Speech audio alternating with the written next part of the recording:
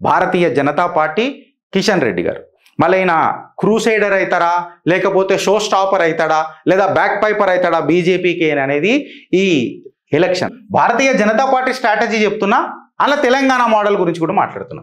నమో model అనేది central BJP model, Narendra Damodar Das Modi model.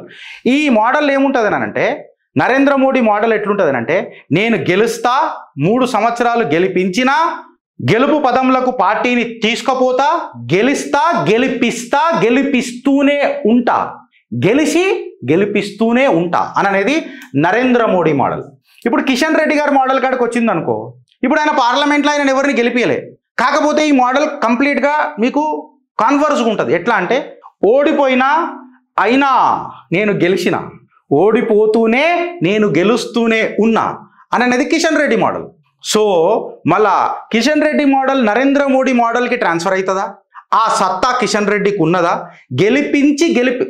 గెలిచి గెలిపిస్తాడా, లేకపోతే ఓడిపోయి గెలుస్తూనే ఉంటాడా?